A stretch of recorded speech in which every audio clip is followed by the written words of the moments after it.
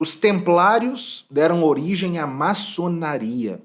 Você provavelmente já ouviu essa afirmação.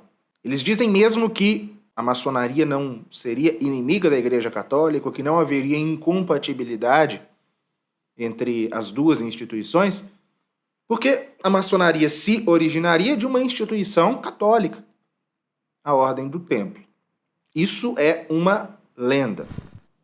Nesse vídeo nós iremos examinar um pouco como surgiu essa lenda de que a maçonaria, de que a franco-maçonaria teria como origem a Ordem dos Cavaleiros Templários. Eu peço que você compartilhe esse vídeo para algum amigo que você já viu afirmar tal coisa, ou que você sabe que provavelmente acredita nessa alegação. Mas, enfim, para entendermos a questão, né, da maçonaria com os templários, é preciso entender o que eram os templários. A Ordem dos Cavaleiros Templários era uma ordem católica militar.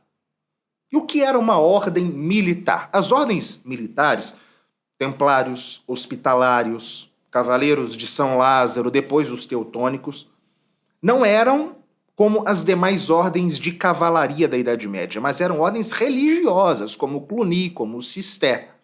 Mas ordens religiosas que se dirigiam, em primeiro lugar, mas não exclusivamente, à cavalaria.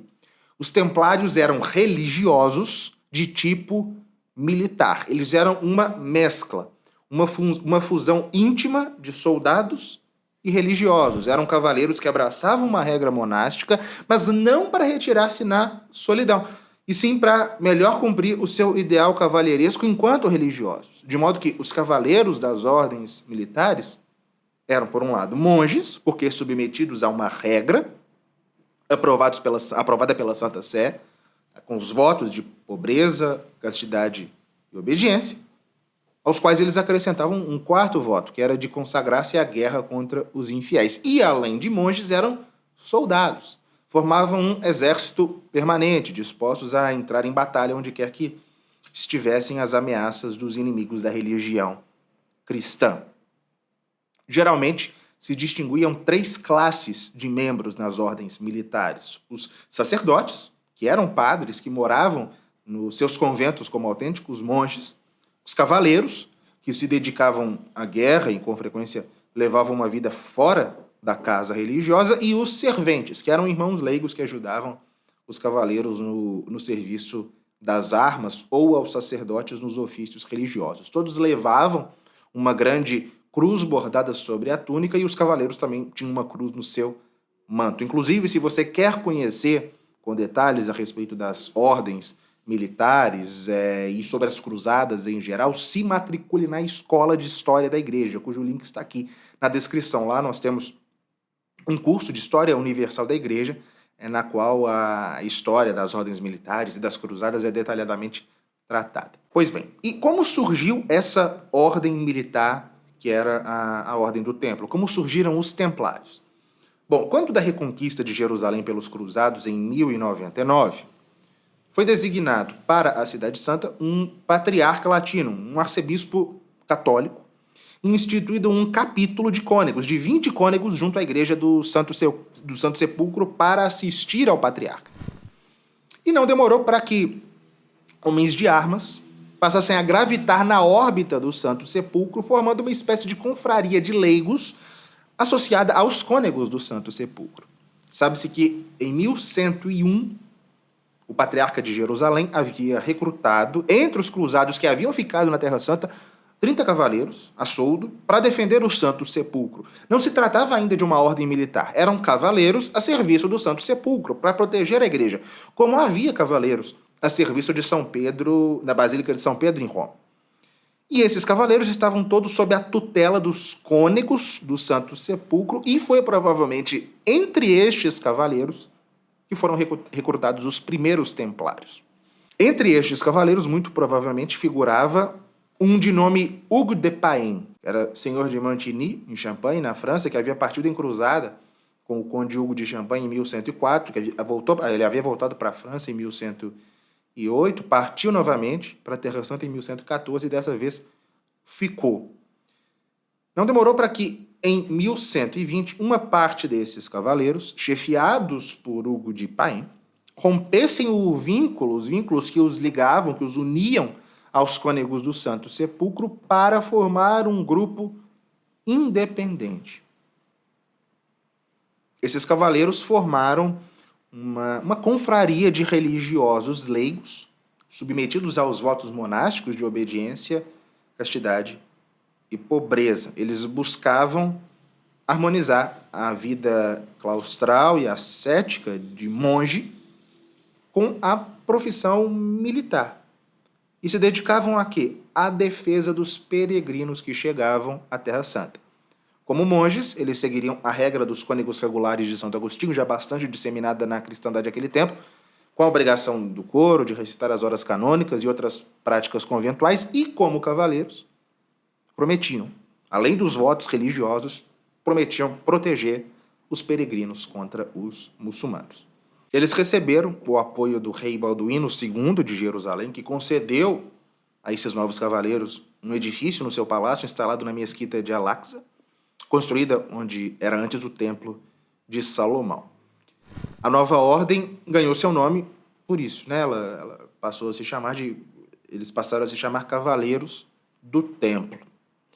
No dia 13 de janeiro de 1128 ou 1129, há controvérsias, eles se apresentaram diante de um concílio que estava se reunindo em Troyes, na França, e ali, com o apoio de São Bernardo de Claraval, a ordem templária foi aprovada pelo legado papal, representando o Papa, e neste concílio de Troyes, foi imposto aos templários o seu famoso manto branco, ao qual, anos depois, o Papa Eugênio III acrescentaria a cruz vermelha octogonal.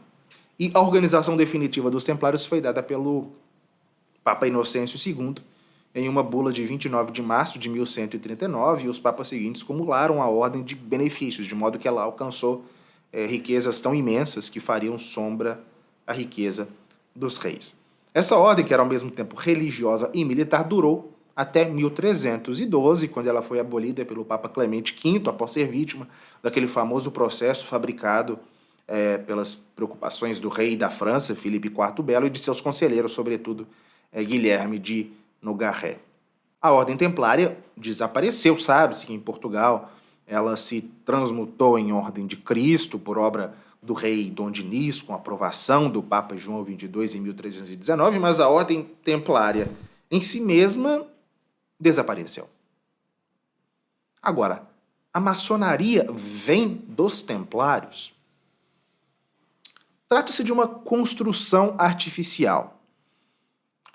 Aquilo que Alain de Murger, que é um dos maiores estudiosos dos templários e das ordens militares em geral, os templários, uma cavalaria cristã na Idade Média, ele chama de o mito dos templários, que é a ideia da sobrevivência secreta da ordem templária após a sua supressão em 1312. E o mito mais comum é de que a ordem templária teria sobrevivido na franco-maçonaria. Mas como surgiu isso? Aqui nós vamos entender de onde veio esse mito. A primeira ligação que se tentou fazer entre a maçonaria não foi aos templários em si, mas às cruzadas. Esse esforço foi feito por Andrew Michael Ramsay, que era um maçom escocês que vivia na França e que, em 1737, ele alegou que a maçonaria descendia dos cruzados. E ele fez até por razões pessoais. Vejam, em 1723, ele foi nomeado cavaleiro da Ordem de São Lázaro de Jerusalém, que foi uma ordem militar como a templária, que existia desde o século XII, e que era composta no século XII por cavaleiros leprosos. Isso na Idade Média. Na época de Ramsay já era uma ordem puramente cerimonial, mas ele integrava essa ordem. E em 1737, Ramsay escreveu o seu famoso discurso no qual ele conectava a maçonaria aos cavaleiros cruzados. E vejam, a sua própria dignidade enquanto cavaleiro de São Lázaro de Jerusalém pode tê-lo inspirado nisso. Mas, segundo ele, a maçonaria teria tido acesso à sabedoria antiga dos construtores do Templo de Salomão pelo intermédio dos cruzados. Alguns pretendem que ele teria mencionado os cavaleiros templários na sua obra, mas isso não é verdade. Ele menciona apenas os cruzados em geral, ele não fala dos templários. O passo seguinte nesse sentido de conexão com os templários foi dado na Alemanha por volta de 1760, quando algumas lojas maçônicas alemãs, em desacordo com o igualitarismo da maçonaria original, elas introduziram uma hierarquia de graus, de subordinação, de ritos de iniciação na maçonaria. E, novamente, para isso se recorreu à história. Mas não mais, como Ramsay fez, não mais se recorrendo à cruzada em geral, mas à ordem do templo, cuja casa em Jerusalém era justamente onde ficava o templo de Salomão. Essa falsa ligação com os templários foi enfatizada em 1804, quando surgiu uma corrente abertamente neotemplarista dentro da maçonaria. A obra disso, né, foi a do Dr. Ledru e alguns amigos seus, que fizeram ressurgir a ordem do templo, pretendiam fazer ressurgir, fazendo de Bernard Raymond Fabre Palaprat o seu grão-mestre. O Dr. Ledru produziu mesmo um título de transmissão, que era uma falsificação bem grosseira, pela qual o último grão-mestre templário, Jacques de Molay, pouco antes de morrer, teria transmitido seus poderes a certo Jean-Marc L'Arménio. E ele teria disposto, este último teria disposto por escrito essa transmissão por volta de 1323. E a partir de então teria havido uma sucessão ininterrupta de grão-mestres até 1804 com Fabre Palaprat. Essa corrente neotemplarista depois se separou da maçonaria, dividiu-se em múltiplos grupos, em múltiplas seitas e sociedades secretas, mas preservou-se entre elas e no imaginário popular essa lenda fabricada, que na verdade era simplesmente uma tentativa de legitimação histórica das instituições maçônicas, que eram, na verdade, muito mais novas. Então, não há como... inclusive, Demurgy, aqui no seu livro, ele fala disso na introdução ele já avisa, olha, para quem está esperando esse tipo de teoria, esse tipo de reflexão, isso se trata de um livro de história, que não vai mergulhar nesse campo que é sabidamente fantástico, falsificado, fabricado. Então, não, os cavaleiros templários, independentemente do que os levou à dissolução, nós podemos tratar disso em outro momento, eles de fato desapareceram, e a exceção, é claro, como eu disse, da Ordem de Cristo em Portugal. E os templários que surgiram, os maçons que surgiram no século XVIII, não têm em nada, não tem nenhuma conexão com os cavaleiros templários, que eram, ao contrário destes, católicos. Então, se você gostou desse conteúdo, eu peço que você compartilhe esse vídeo, não deixe de curtir, e se você não estiver inscrito no canal e quer conhecer mais a história da igreja, a história ocidental em geral, não deixe de se inscrever. Até o próximo vídeo.